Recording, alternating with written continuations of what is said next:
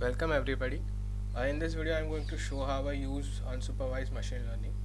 My name is Hardik Tejani and the data set that is used is Iris and the algorithm that is used is K-means.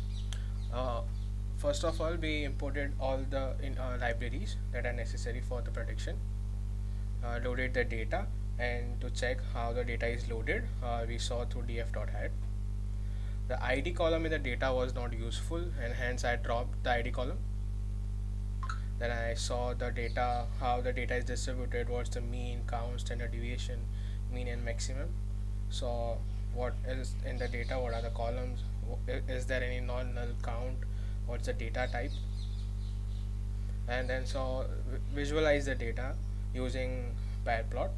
Now we can see that the data of sepal length and sepal width is normally distributed, while petal length and petal width they have a cluster. We can see over here that there is a clear demarcation between, there is a huge gap between both these things, the one cluster and the other cluster. Now carry on the visualization with different colors. It's the same thing with different colors. Over here we can see sepal width and sepal length, and we can see that there is a cluster formed over here, and over here.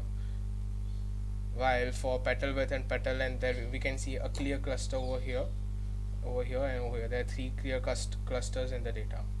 The same way I saw for petal length and sepal length, and then carried on with petal width and sepal width. Again, I went on to see the distribution of the data. Now we can see over here how is the sepal length distributed. It's almost a normal curve. Again for sepal width, petal length, and petal width. Check the correlation between the data. I imported k-means and saw that what's the optimal value of k. Now from this elbow method we can see that the most optimal value for k would be 3, and hence have used as 3, and three clusters have been used. Imported the model, fit the model with the data, and then predicted the cluster centers. Now exported the result to a data frame. Again visualizing the data, there is cluster 1, cluster 2, cluster 3.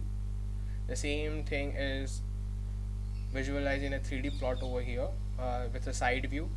Again we can see there are 3 clusters that are formed, and with the top view we can also see that there are 3 clusters formed.